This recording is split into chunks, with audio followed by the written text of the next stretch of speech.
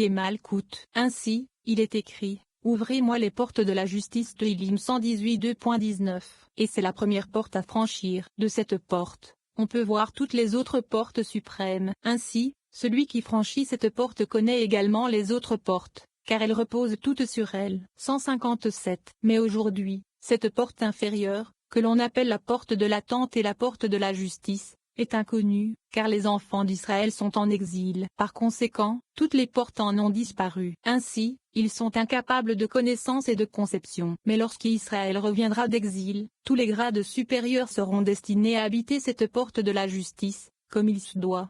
158. Alors, les gens auront connaissance de la sagesse céleste, dont ils ne savaient rien auparavant, comme il est écrit, et l'esprit d'Hachem reposera sur lui, l'esprit de sagesse et d'intelligence, l'esprit de conseil et de force, l'esprit de connaissance et de crainte d'Hachem. Yeshaïa 11 2.2. Dans le futur, tous ces éléments reposeront sur cette porte inférieure, qui est la porte de l'attente, nommée Malkout, et ils reposeront tous sur le roi Makshia pour juger le monde, comme il est écrit, mais c'est avec justice qu'il jugera les pauvres. Ibidem 4. 11. Et il dit, « Je reviendrai certainement vers toi. » Le Zohar explique l'aspect de la colonne droite d'Abraham et l'aspect de la colonne gauche d'Isaac dans le schéma métaphysique des choses. Les deux colonnes d'énergie, droite et gauche, sont des éléments de base de la création, similaires au proton et à l'électron. Cette vérité spirituelle est transmise par l'histoire biblique dans laquelle Abraham nomme son fils Isaac, contrairement à la tradition qui veut que la mère nomme son enfant. Cette histoire est une métaphore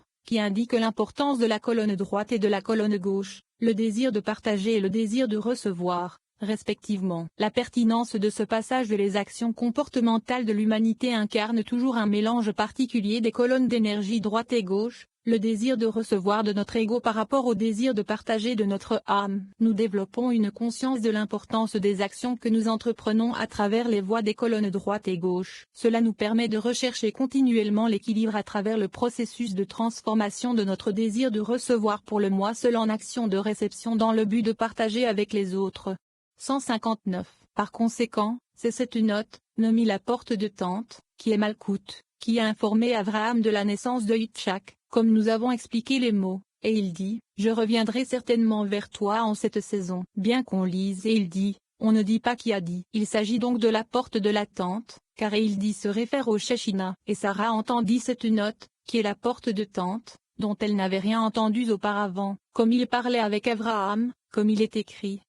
Et Sarah l'entendit les paroles de la porte de tente, qui déclarait, « Je reviendrai certainement vers toi en ce moment, et voici que Sarah, ta femme, aura un fils. » 160. Venez et voyez, l'amour du Saint, béni soit-il, pour Abraham est si grand que Yitzhak ne naquit qu'après la circoncision d'Abraham. Et ce n'est qu'après sa circoncision qu'il fut informé de Yitzhak, car alors seulement la semence était sainte, avant sa circoncision, la semence n'était pas sainte. Et alors il est devenu comme il est écrit. Où se trouve sa semence selon son espèce Béréchit 2.12, ce qui fait référence à une espèce aussi sainte qu'Abraham.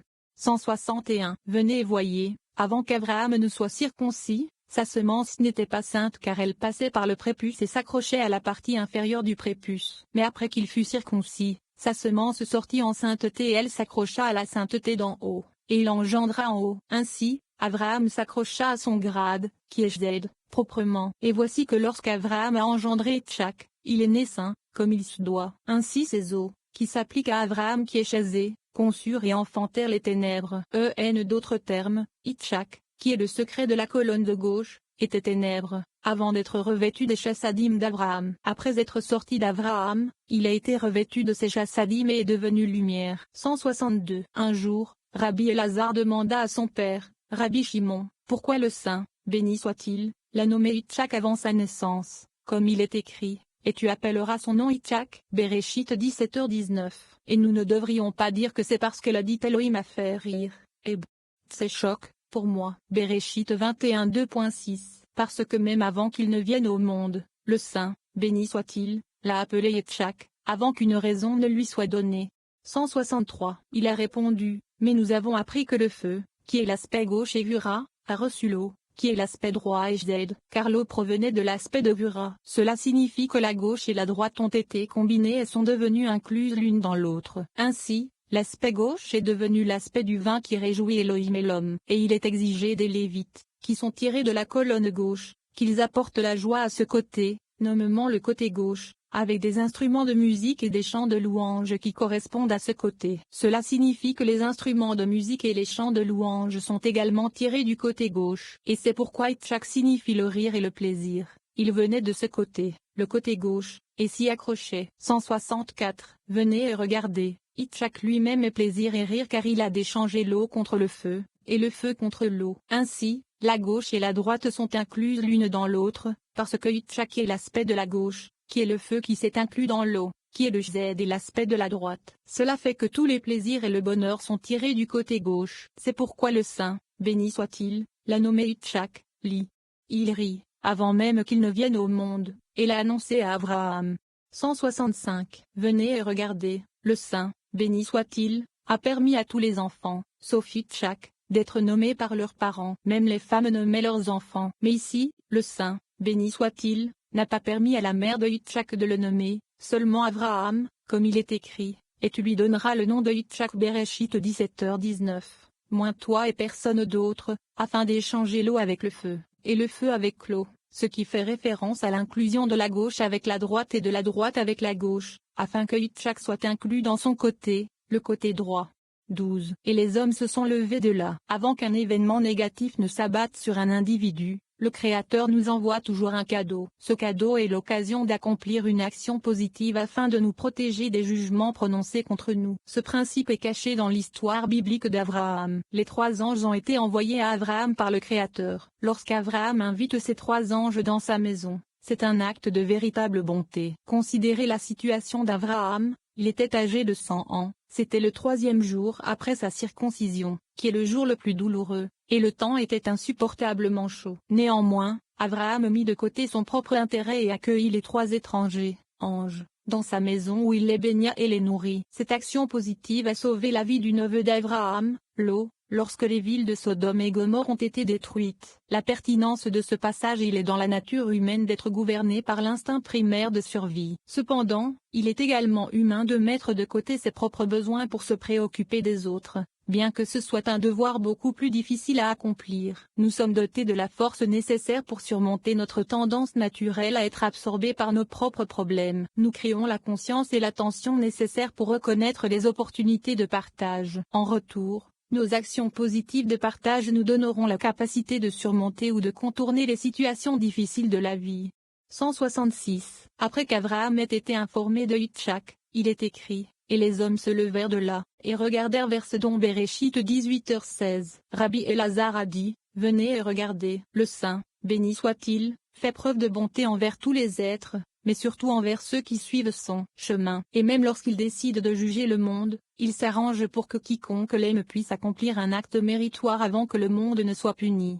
167. Cela correspond à ce que nous avons appris. Lorsque le saint, béni soit-il, aime une personne, il lui envoie un cadeau. Et quel est ce présent? C'est un pauvre pour lequel il peut accomplir un acte méritoire. Maintenant qu'il est méritant, le saint, béni soit-il, tire sur lui un cordon de grâce du côté droit. Il enroule le cordon autour de sa tête et le marque, de sorte que lorsque le jugement tombera sur le monde, l'ange de la destruction le remarquera et ne le blessera pas. Parce qu'il lève les yeux et remarque cette marque, il l'évite. C'est pourquoi le saint, béni soit-il, s'est arrangé à l'avance pour le rendre méritant. 168. Venez et voyez, lorsque le saint, béni soit-il, projeta d'exécuter le jugement sur ce don, il prépara un acte méritoire pour Abraham en lui envoyant un cadeau, qui se réfère aux 3 anges. Grâce à eux, il devint méritant. Ainsi, il sauva Lot, le fils de son frère, de la destruction. C'est pourquoi il est écrit, et Elohim se souvint d'Abraham, et envoya Lot hors du milieu de la destruction, Bereshit 19h29,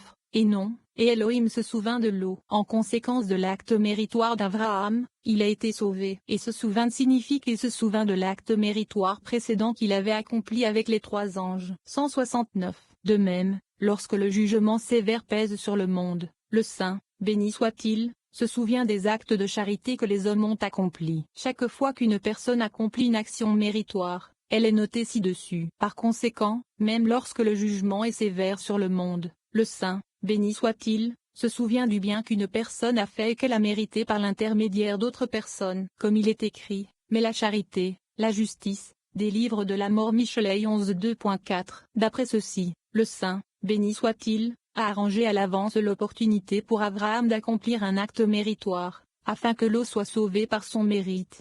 170. Venez et regardez, et les hommes se levèrent de là, et regardèrent vers Sodome. Ils se levèrent du repas qu'Abraham leur avait préparé, accomplissant ainsi un acte méritoire. Et même s'il s'agissait d'anges, qui n'ont pas besoin d'un repas, il a néanmoins atteint le mérite grâce à eux. Et ils firent exprès de ne pas laisser de nourriture du repas, afin qu'Abraham obtienne du mérite par cet acte, comme il est écrit, et ils mangèrent, car c'est par leur feu que la nourriture fut mangée et consommée. 171. Vous pourriez dire, mais il y avait 3 anges, un de feu, un d'eau, et un d'air. Puisque Gabriel est fait de feu, que Michaël est fait d'eau et que Raphaël est fait d'air, seul Gabriel aurait pu consommer la nourriture avec son feu. Michaël et Raphaël n'ont pas pu le faire, car ils ne sont pas faits de feu. Et il répond, chacun d'eux inclut les autres en lui-même. Ainsi, chacun d'eux était fait de feu, d'eau et d'air. C'est pourquoi il est écrit à propos de tous, et ils mangèrent, le feu dans chacun d'eux consommait la nourriture. De même, ils virent Elohim, mangèrent et burent Shemo 24h11, ce qui signifie qu'ils se nourrissaient de la splendeur de la Shechina, ce qui est considéré comme de la nourriture. Ainsi, dans ce passage également, et ils mangèrent signifie qu'ils se nourrissaient, par leur mange, du côté auquel Abraham était attaché, à savoir le côté droit, qui est Chassadim. Et c'est pour cela qu'ils ne laissèrent rien de ce qu'Abraham leur offrit, pour qu'ils puissent récupérer le plus de Chassadim possible. 172. Selon le même principe, il faut boire dans la coupe de bénédiction, afin de mériter par sa consommation la bénédiction d'en haut. C'est pourquoi les anges mangèrent aussi de ce qu'Abraham leur avait préparé, afin d'être nourris du côté d'Abraham, c'est-à-dire de la lumière de Chassadim, car la subsistance de tous les anges d'en haut provient de ce côté. 173. Le verset, et regarda vers, alluma l'éveil de la qualité de la miséricorde pour sauver l'eau. Nous l'apprenons comparant les versets. Il est écrit ici, et regarda vers, et il est écrit ailleurs, regarde de ta sainte demeure de Varim 26:2.15. Étant donné que le regard porté ici fait appel à la miséricorde, il en est de même ici. 174. Et Abraham alla avec eux pour les amener sur le chemin Béréchit 18h16. C'est-à-dire qu'il les escorta. Rabbi Elza a dit, si Abraham savait qu'ils étaient des anges, pourquoi devait-il les escorter? Rabbi Elazar répondit, même s'il savait qu'ils étaient des anges, il fit pour eux ce qu'il avait l'habitude de faire pour les gens. Ainsi, il les a escortés, car il convient d'escorter ses invités, puisque tout en dépend. D'autres termes, le précepte de l'invitation dépend de l'accompagnement, qui est l'acte final, et il n'est pas considéré comme un précepte tant que la personne ne l'a pas conclu. 175. Alors qu'il les escortait, le Saint, béni soit-il, lui apparut, comme il est écrit, et Hachem dit, dois-je cacher à Abraham ce que je fais? Ibidem 17. La phrase et Hachem s'applique à lui et à sa cour céleste, qui est la Nukva, alors que le Saint, béni soit-il, les accompagnait.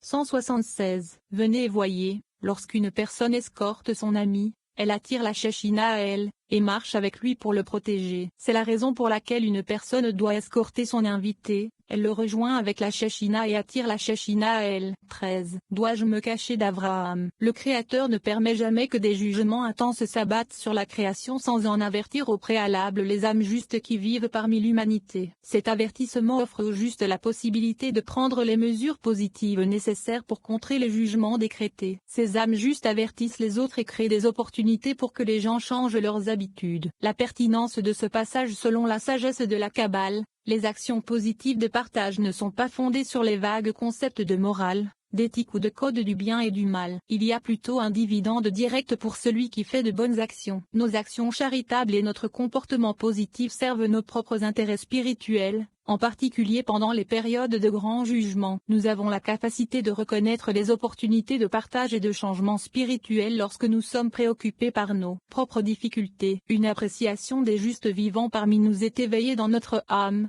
nous fournissant une plus grande protection contre tout événement négatif qui pourrait se profiler à l'horizon.